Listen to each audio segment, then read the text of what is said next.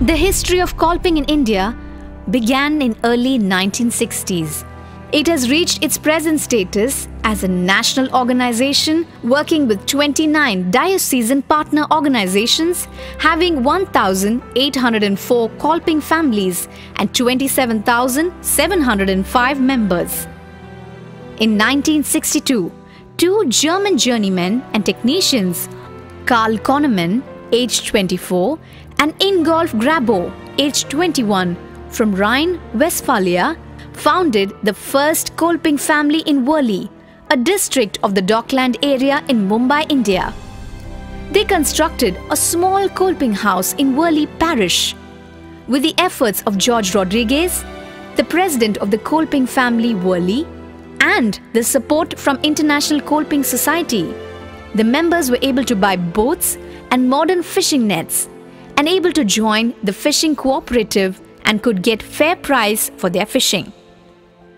In 1979, Father Paul Pallipadan, who studied Germany, initiated Kolping in the Diocese of Sagar in Madhya Pradesh and established 7 Kolping groups. In the year 1980, a group of young men gathered in Alur from different parts of Kerala to attend a work camp and discussed on the problems confronting the youth in India. In the same work camp, Father Jose Akkarakaran introduced the Kolping's works to the participants. He started with 40 young men from 5 different dioceses of Kerala, the Kolping movement in Alur. Monsignor Heinrich Festing, the first General Praeses of the International Kolping Society, visited the individual Kolping families in India from February 23rd until March 9th, 1981, accompanied by the Augsburg Diocesan Praeses Father Rudolf Geisenberger. Monsignor Heinrich Festing formally inaugurated the National Kolping Society of India on March 1st, 1981. Father Jose Akkarakaran established Kolping groups in 9 dioceses in Kerala, 5 dioceses in Andhra, and 12 dioceses in Tamil Nadu in the 1980s. Educational works, social actions, sewing and typing courses for girls, and work assignments for men were the major activities. He served as National Director and Praeses of Kolping India till his demise in June 1989.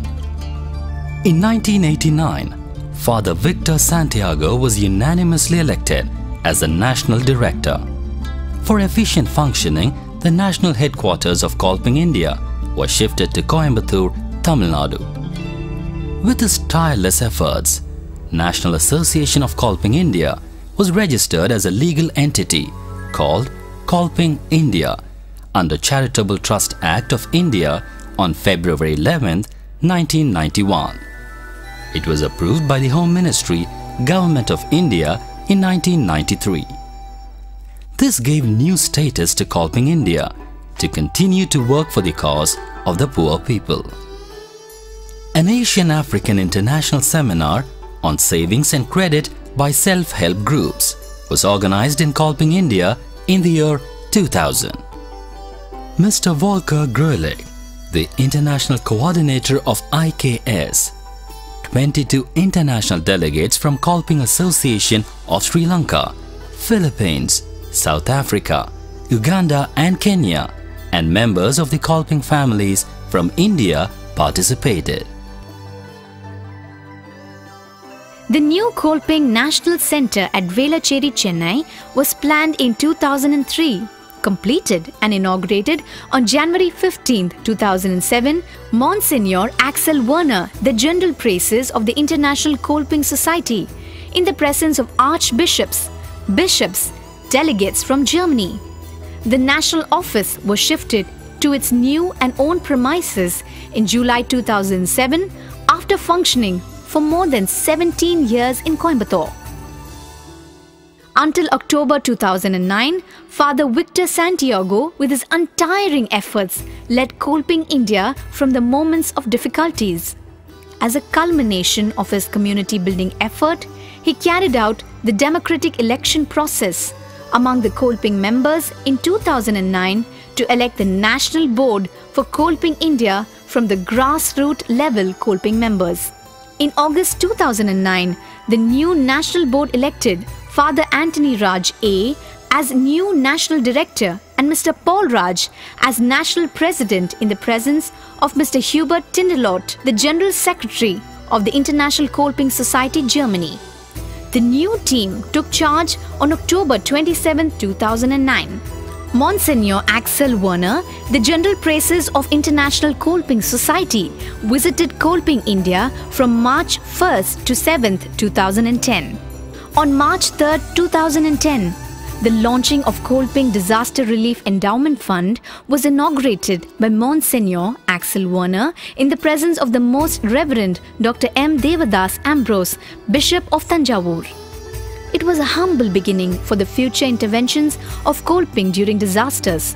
So far, 140 families of deceased Kolping members were supported with Rs 5,000 each. 4 Kolping members were supported for house repair because of fire accident. 19 members for cyclone relief. Membership regularization process. In order to have the comprehensive data of the Kolping members, the National Office has started collecting the data of all the existing members and created Membership Baseline Information System. The process of issuing of the Membership Identity Card was initiated. 30 years of Kolping in India as well as in Asia was celebrated on February 22, 2011. To commemorate the presence of Kolping in Asia, India in the last 30 years, Asian Kolping Convention and National Level Kolping Convention was organized from February 18 to 23, 2011 with the theme Climate Change, Our Responsibility for God's Creation. Workshops, exhibitions and cultural events were organized to mark the event. Kolping members from all the Kolping regions participated in thematic exhibition on the life of Blessed Adolf Kolping and climate change, and sales exhibition of the products of the income generation activities of Kolping members. His Excellency Hans Burkhard Sorteg, Consul General of Federal Republic of Germany in Chennai, Archbishop Most Reverend Dr. A. M. Chinnappa, General Praeses Monsignor Axel Werner, Mr. Martin Ruber, International Coordinator, Kolping representatives from the German dioceses of Augsburg, Aachen, Oberschwarzenbach, and Asian National Kolping Associations of Vietnam, Sri Lanka, Philippines, Indonesia and Myanmar participated in the convention. Organizational Development Process (ODP) was initiated on August 18, 2010 with the aim of making Kolping India more dynamic and a learning organization under the guidance of Dr. Father Maria Susai and Mr. James. In the effort to have a comprehensive process, National Board members, state-level representatives of directors, coordinators from Kolping regions and Kolping members, former national presidents, experienced persons were involved. Organization development process has strengthened Kolping India to follow the democratic process to replace the board members, to compile the historical evolution of Kolping in India, to get in place the project agreement, human resource policy, to have an updated and defined organization structure for national office, to emphasize result-based management, to organize partner support facilitation for programs and finance, regular quarterly reporting and coordination mechanism for mutual learning and participatory monitoring. Kolping India organized Indo-German Youth Exchange Program in coordination with Kolping Augsburg, Germany in India from March 1st to 13th, 2011. 12 youth from Augsburg came to India and had exchange program with 11 youth from India was organized. They had exposure to the projects, different cultures, agriculture department, etc., and discussed on themes related to culture, climate change, agriculture and development challenges. In the same way, 9 youths from India went to Augsburg and had exchange program with 13 German youth from April 1st to 15th, 2012. During the exchange activities, they were exposed to different culturally important places: wind energy production, biofarm, car factory, coal mines, etc. These exchanges help the youth for mutual learning and development. Mr. Hubert Tintalot, the General Secretary who has been a great instrument for the development of Kolping India, made his final visit as General Secretary to Kolping India from August 8th to 12th, 2012. During his visit, he interacted with National Board and staff, directors and coordinators of Kolping regions, and shared the spirit of Kolping that gave him great attitude to serve as a General Secretary for 34 long years. He was honored and thanked by Kolping India for his great contributions to Kolping International and Kolping India. He visited Punalur Kolping and inaugurated the Children Kolping family. Kolping India, for its self-sustainability and future development, has purchased land of 1.63 acres at Kirambi village near Kanjipuram on May 10, 2012. Pioneering Kolping members meeting. Mr. Walter Gloman from Mumbai, who was inspired by the works of first Kolping Development Aid volunteers, established contact with Kolping India National Office on 13th August and shared his early days association with Kolping Worli in 1960s. Later in Cologne, he visited the places of Adolf Kolping and met Mr. Karl Konnemann and Mr. Ingolf Grabo, who founded the first Kolping family in Worli in 1962 and renewed their relationship with them.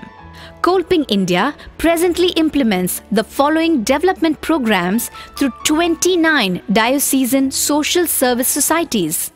Micro savings and credit. Kolping India introduced savings and credit system among Kolping members in 1990. The savings enable the members to get small loans within the group. The savings and credit program help the members in their emergency and consumption needs. Also, it finances their income generation activities. These have saved them from exploitative moneylenders. Capacity Building Program. Kolping India provides capacity building opportunities to the Kolping members for learning through trainings, seminars and workshops. Through trainings, seminars and workshops. The aspects covered are basics of group functioning, bookkeeping, accounts maintenance, leadership qualities, entrepreneurship development, life-oriented skills and social issues. Income Generation Program to enable the members to plan, organize and execute small income generating activities of their choice. The finance support for income generation activities are given to individuals and groups as credit. In the same way, rural members are supported for milk animal rearing. The generated income is gradually leading them to self-sufficiency. The generated income is gradually leading them to self-sufficiency, self-confidence and improved standard of life. Housing Support Program was started in 1993 to address the basic need of shelter with Rs 10,000 grant for low-cost housing. Later, it was additionally supported with 10,000 loans. From 2011, the loan part was raised to Rs 40,000. The members are encouraged to collaborate with government agencies and any other possible sources for additional support to build a better house. Vocational training program was launched during the Jubilee year 2000. Under this program, youth, especially those who are not able to pursue higher education and unemployed from the Kolping groups, are supported. During 2010, financial support was extended to professional and academic courses. Kolping Computer Training Centers.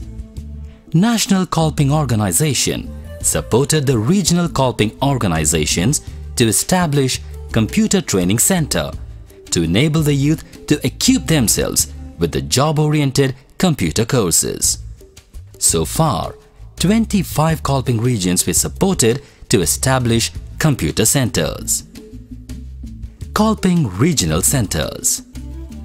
As a sustainability measure, Kolping India has promoted establishment of a center for each region to generate income and to support Kolping development activities in their region. So far, 26 regional centers are established and one is in the process of construction. During disasters, Kolping in India is trying to address relief and rehabilitation needs in a micro level. Kolping India makes efforts to initiate micro projects. In such way, a project was initiated focusing on the children in 2 Kolping regions in 2013. It has reached out to 293 children with evening coaching classes in 9 centers, 373 with education materials, and 9 centers with play materials and other equipments to run the tuition centers.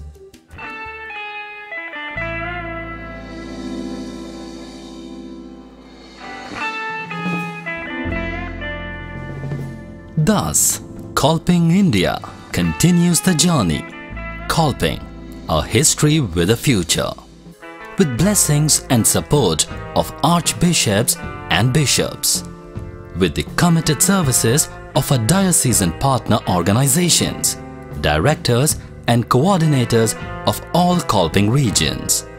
With the guidance of national board members and the hard work of national staff. With the great support and guidance of Kolping International, Federal Ministry for the Cooperation and Development, Germany. With the contributions of partner diocesan Kolping organizations of Augsburg, Oldenburg, Aachen, Freiburg, Passau, and other foundations and individual Kolping members in Germany. With the help of Kolping organizations in Switzerland, South Tyrol, etc. In the same and unique way, Kolping, a history with a future, continues in different parts of the world and invites us to be part of the history.